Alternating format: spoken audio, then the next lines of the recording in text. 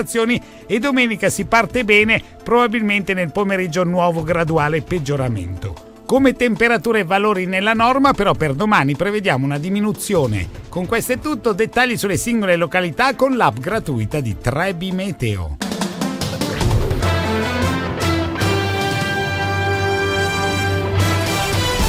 L'economia e la finanza su Babboleo News, cosa succede in Liguria col sottoscritto Fabrizio Valenza e col professor Marco Cassinis, ben trovato. Buongiorno Fabrizio, buongiorno agli ascoltatori. Economista e docente universitario, dobbiamo andare serrati, lo dico già all'inizio perché abbiamo tantissimi argomenti di cui parlare. Tra l'altro siamo quasi sotto Natale, nel senso che abbiamo un clima natalizio latente, quindi certo. Insomma dobbiamo... Questo non è per il Natale, gli ascoltatori avranno già capito, vedremo più avanti. C'entra qualcosa il Natale. Allora comincerei invece cose serie. Sì, esatto, di cose serie. Per esempio la Banca d'Italia. Banca d'Italia, sede di Genova. Il direttore della Banca d'Italia di Genova, cosa molto interessante, la dottoressa Marina Avallone. Nei primi 9 mesi del 2018 è proseguita la crescita dell'economia della Liguria con riflessi positivi sugli investimenti delle imprese e sul mercato del lavoro. Dopo un 2017 deludente stiamo infatti assistendo a segnali di ripresa dell'occupazione. Questo andamento positivo è confermato anche dal risveglio della domanda di credito da parte delle imprese e dalla crescita di finanziamenti bancari al settore produttivo. Le aspettative degli imprenditori per i prossimi mesi sono moderatamente positive, ma come andrà effettivamente dipenderà anche da fattori più generali di contesto, quali la crescita dell'intero Paese, il livello dei tassi di interesse e l'andamento del commercio mondiale. E qua si mette un pochino, insomma, il dito sulla piaga, su una piaga che andremo a anzi, più forse tardi. Questo qui era la relazione sull'andamento congiunturale dell'economia ligure a novembre 2018, anzi forse fin positivo, perché poi gli effetti negativi li vedremo secondo me in questi ultimi mesi, da quello che è il discorso spread, finanziamenti, andamento di qualche banca che può avere qualche problema, la crisi latente che c'è, l'ansia da aspettative, il mercato del lavoro, insomma vedremo, anzi già le cifre di crescita stanno diminuendo ulteriormente. Quindi le prospettive sono un pochino quelle, insomma, rispetto a Banca questo d'Italia incontro. ha tracciato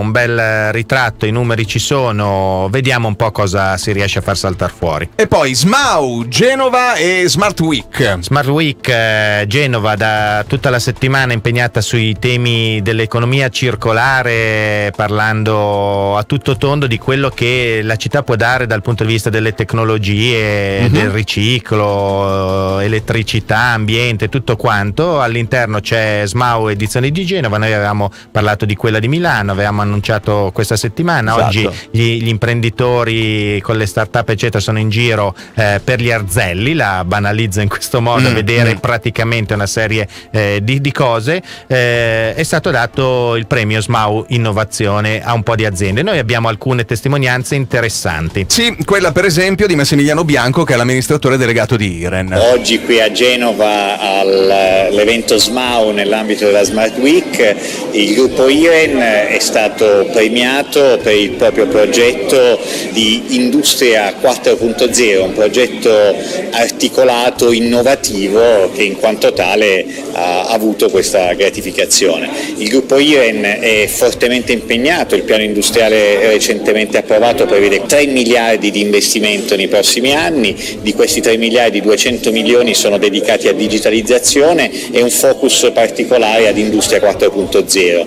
In particolare sono progetti che vanno a sostenere la crescita e la corretta manutenzione delle nostre infrastrutture. Un gruppo che possiamo guardare con ottimismo, devo dire, sul territorio. Certo, multi-utility del territorio, non solo Genova ovviamente. Il gruppo IREN diciamo è dislocato tra Liguria, Piemonte e Emilia, ovviamente con la liberalizzazione poi si può operare su tutto il territorio, un'eccellenza del territorio, investimenti importanti, insomma fa piacere avere aziende come queste. Altra testimonianza è quella di Luca Manuelli di Ansaldo Energia. Premio Innovazione, un premio premio ci fa particolarmente piacere perché un anno fa eravamo qui a questa manifestazione per annunciare che eravamo candidati a diventare il primo impianto faro del piano Impresa 4.0 e oggi possiamo confermare di essere partiti come il primo degli impianti faro, e il nostro progetto quindi durerà 3 anni e con molto piacere torneremo anche l'anno prossimo a Smao Innovazione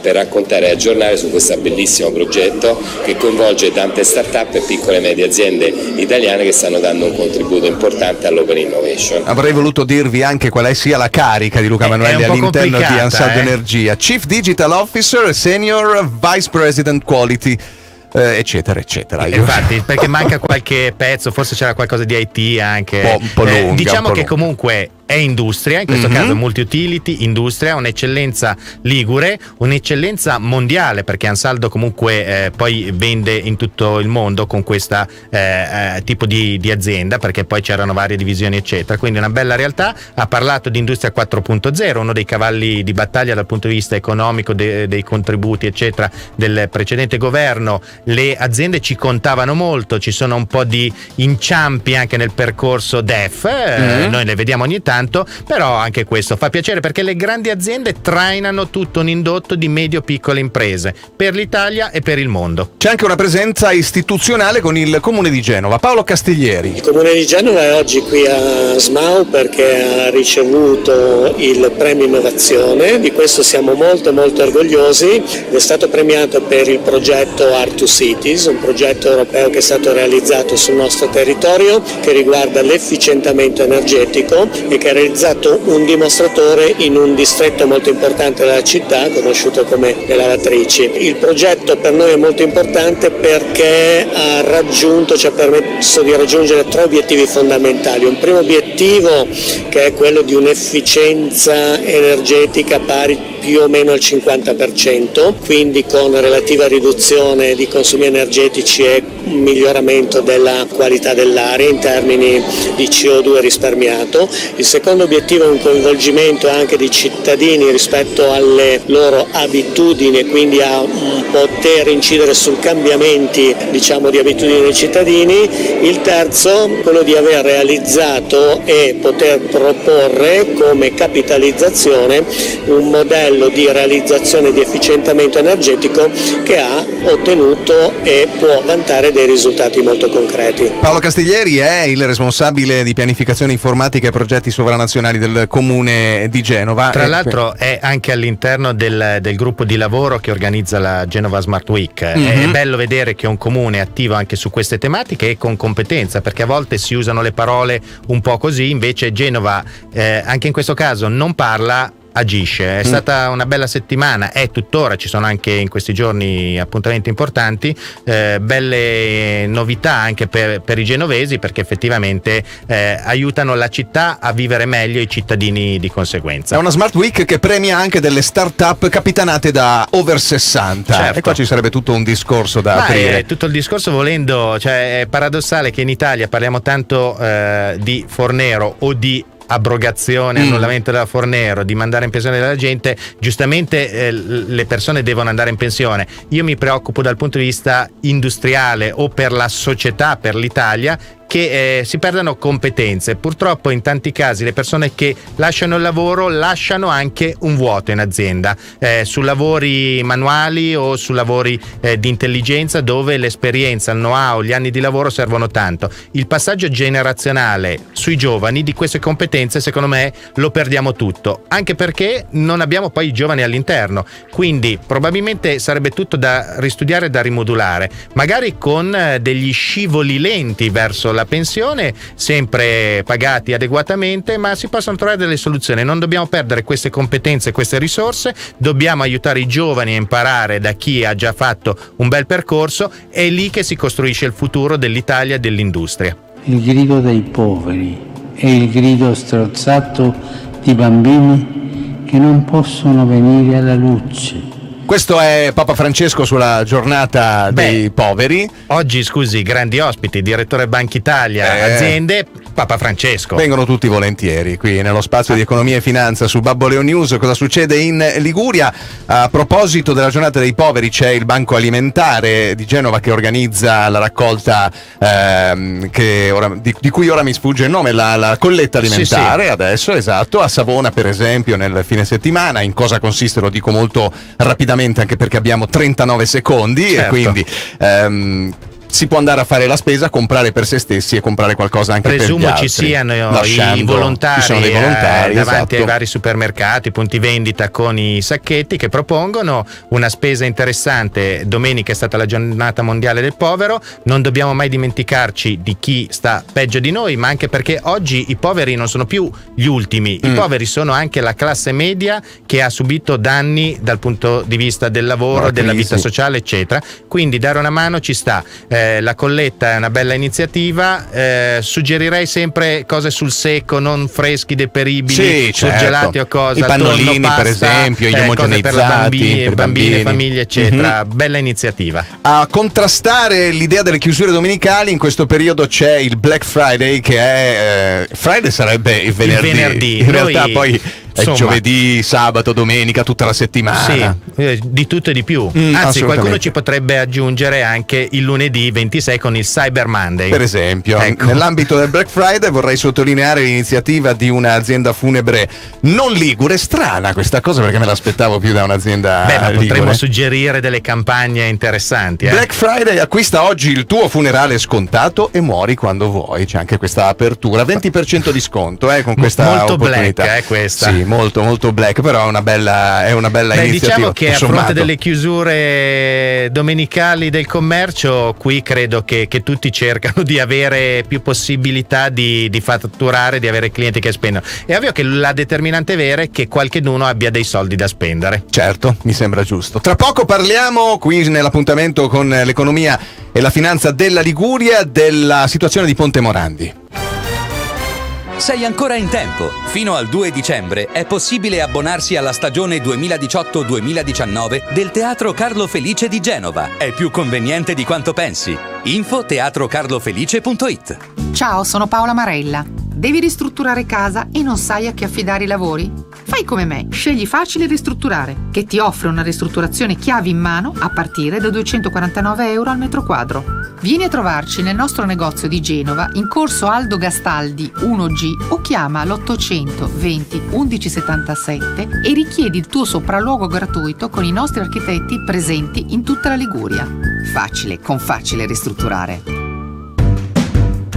Il risparmio è ancora più buono all'Ipercoop L'Aquilone. Fino al 25 novembre, per una spesa di almeno €40, ricevi un buono sconto da €10 da utilizzare su una spesa effettuata nelle 2 settimane successive. Promozione valida all'Ipercoop L'Aquilone di Genova. Condizioni e dettagli dell'offerta disponibili a punto vendita. In Val Fontana Buona è cambiato il modo di vendere. Outlet Casa Arredamenti e Giuffra, insieme in un unico punto vendita dove ristrutturare, riscaldare e arredare casa tua con soluzioni tutto compreso. Giuffra, pavimenti, rivestimenti, arredo bagno, stufe e cabinetti. Outlet Casa e Giuffra a Gattorna. Perché in una bella casa si vive meglio. Babboleo News. Cosa succede in Liguria? Sarà un venerdì difficile per la sanità, quello di domani, con migliaia di medici ospedalieri in sciopero. La protesta organizzata dal sindacato Assomed, ma sostenuta anche da altre sigle, sarà corposa. Al San Martino aderiranno almeno 180 medici su circa 950, non escluso in alcuni casi il blocco delle sale operatorie. A rischio gli interventi non urgenti. Lo stop è di 24 ore, saranno comunque garantiti tutti i servizi urgenti e di tutela ai pazienti fragili, le attività di urgenza e di pronto soccorso. Via libera stamane alla riapertura di Corso Perrone a Genova, un grosso passo in avanti per la Valpolcevera, ha detto il sindaco e commissario per la ricostruzione Marco Bucci. Riapertura che permette di raddoppiare le possibilità di collegamento tra la vallata e il resto della città, alleggerendo il traffico su via 30 giugno. Come per via 30 giugno, anche in Corso Perrone il traffico sarà regolato da un semaforo collegato ai sensori installati sui monconi del viadotto Morandi. E da oggi arrivano in Valpolcevera anche i pannelli a messaggio variabile allestiti dal comune per avvertire i cittadini dell'eventuale chiusura di via 30 giugno a causa dell'allarme dei sensori montati sui monconi del Morandi. Pannelli che sono a nord del viadotto, uno all'altezza di Ponte degli Alpini a Bolzaneto, l'altro nella zona del centro commerciale Aquilone. Ieri sono iniziati i lavori di demolizione del pilone 9 del ponte, circostanza che permetterà di aprire, stando alle stime di Bucci, anche via Perlasca al massimo tra 2 settimane.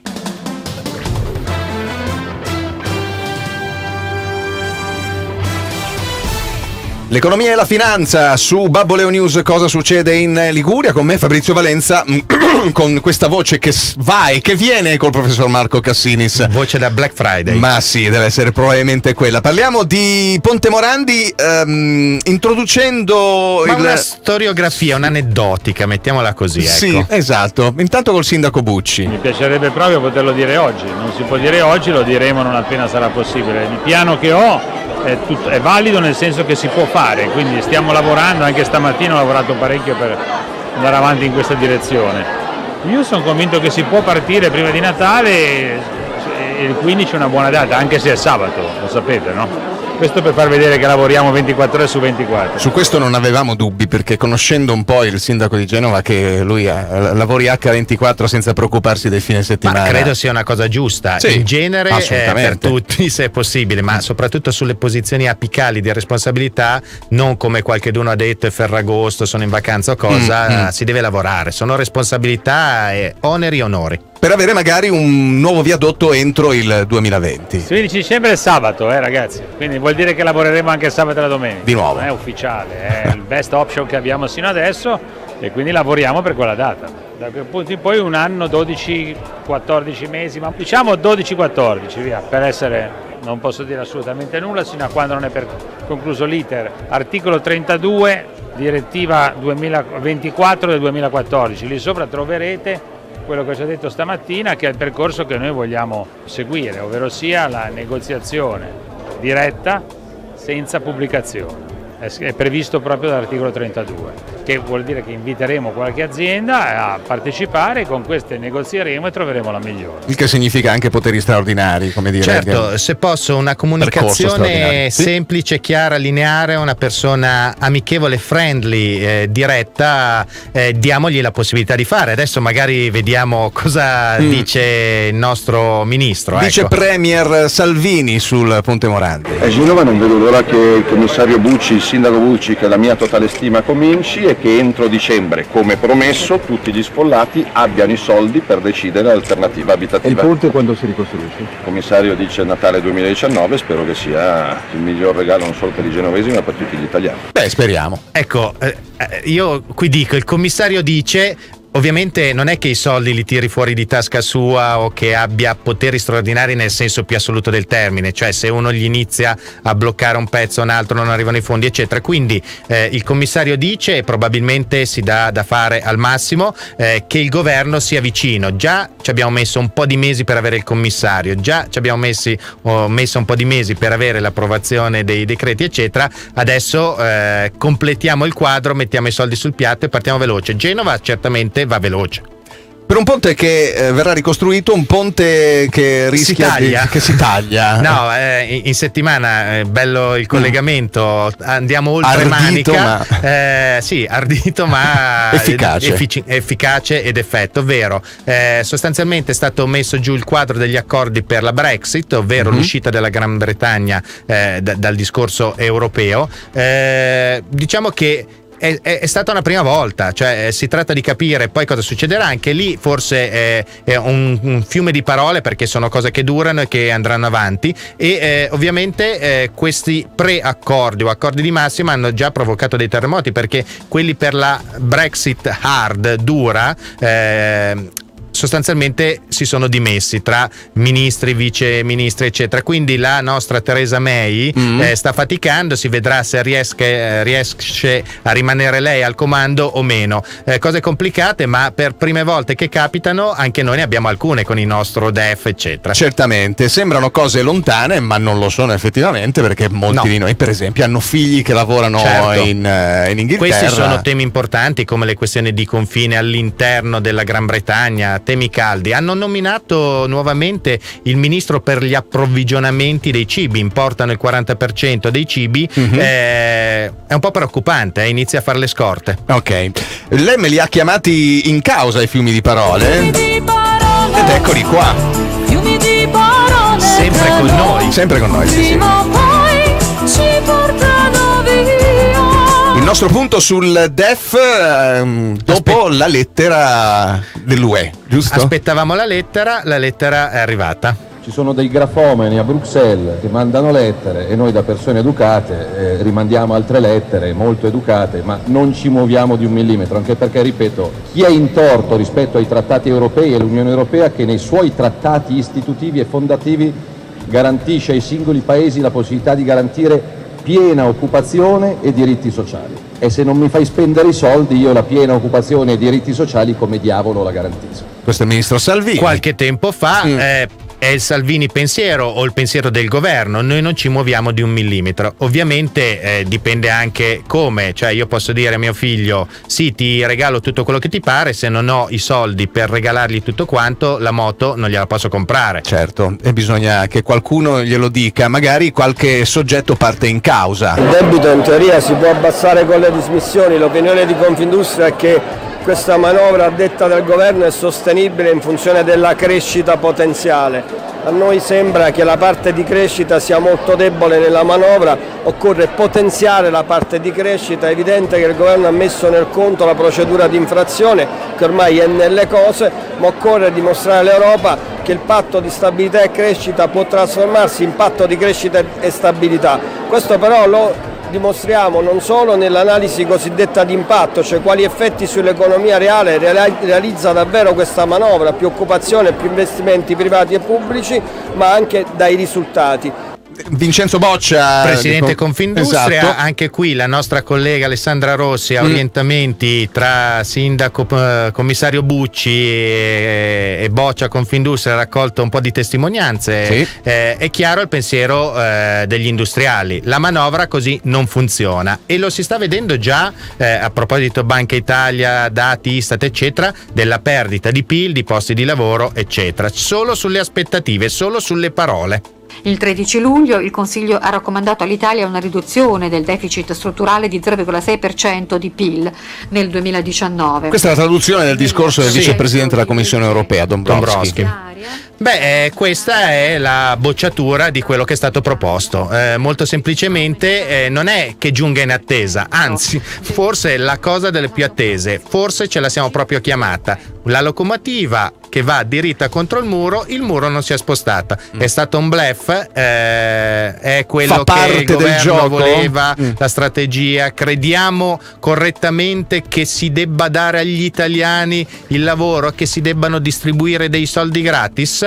Per ora la commissione ci ha detto stop. Non si fa così. Ma tanto in procedura di infrazione ne abbiamo 618 sulle spalle, quindi letterina più, letterina meno. Scherzo, quello che stiamo facendo lo stiamo facendo nell'interesse degli italiani.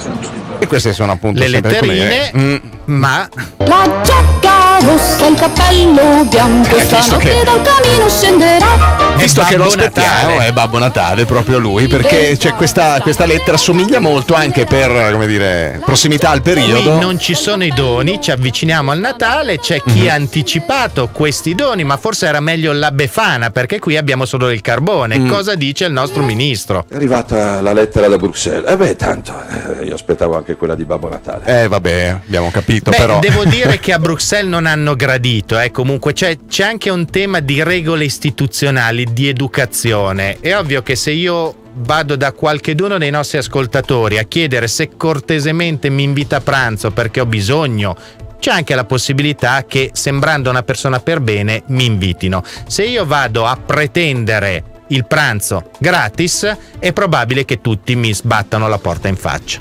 Io sono venuto perché questo governo, oggi c'è lo Stato qui, quindi io ringrazio l'amministrazione capitolina per aver assunto una decisione i cui presupposti forse erano nel cassetto già da tempo, perché considerate che queste sono costruzioni abusive, siamo nel territorio dell'illegalità piena da qualche decennio. Ecco, nel frattempo, mentre appunto Italia e Europa discutono, da noi succedono cose. Presidente Conte, Presidente del Consiglio, va a fare visita a casa di Casamonica, che è stata sgombrata, si procede con le ruspe di salviniana memoria, mettiamola così. C'è stata già la passerella qui, Presidente Conte, Ministro degli Interni Salvini, Sindaco Raggi, tutte cose corrette e normali. Non so se a ogni sgombero ci sia questa passerella stile festival. Sì, c'è stato un po' di tanta partecipazione, un po' come se l'evento fosse importante. Certo, o forse. Probabilmente l'evento per gli italiani sarebbe giusto e corretto, ma questo, come altre centinaia e migliaia, come anche il tema degli inceneritori, terra dei fuochi, eccetera. Dal punto di vista comunicativo, cose sacrosante, non so se cadono a fagiolo in un momento in cui i temi sul tappeto importanti e roventi sono altri, si veda le letterine. 40 secondi per edilizia acrobatica. La quotazione, certamente il coronamento, no, di un grande sogno di questo gruppo, ma anche la consapevolezza che questo sia il punto di partenza per realizzare in maniera capillare la nostra missione sia in Italia che nel mondo, che è quella di trasformare il modo di fare edilizia in maniera rivoluzionaria. Anna Marras è l'amministratore delegato di edilizia acrobatica, o comunque una carica importante? È uno dei soci, persona di rilievo, potrei dire la nostra Anna Marras, perché l'abbiamo già avuta ospite in occasione del Salone del Franchising, una delle eccellenze ligure, quotazione all'EM Italia. Ci fa piacere, direi un cartellino verde, in questo caso non giallo-rosso, un cartellino verde, una bella realtà. Speriamo di avere altre situazioni di questo tipo. Insomma, siamo ottimisti, abbiamo anche i cartellini rossi, o meglio arancioni, noi dobbiamo sperare che diventino veramente dei via libera, perché Carige avevamo segnalato che si era parlato degli investimenti della rete interbancaria, 400 milioni di euro per aumento di capitale che ci sarà a breve. Verrà fatta un consiglio e ci sarà l'assemblea per l'aumento di capitale, verranno raggruppate probabilmente le azioni che oggi valgono tipo 0,0017, si sommano uno ogni 1000, varranno 1,7, si vedrà il futuro. L'importante è che l'azienda, la banca, possa lavorare, perché adesso, messa in sicurezza, deve solo pensare a tenere i clienti, a farli crescere e a far girare l'economia. Questo è quello che chiede il territorio, ma l'Italia, perché la crisi di Carige viene al momento spesata dalle altre banche. L'economia e la finanza della nostra regione ogni giovedì qui su Babboleo News. Cosa succede in Liguria? Con il sottoscritto Fabrizio Valenza e col professor Marco Cassinis. Ci risentiamo giovedì prossimo. A presto, grazie a tutti.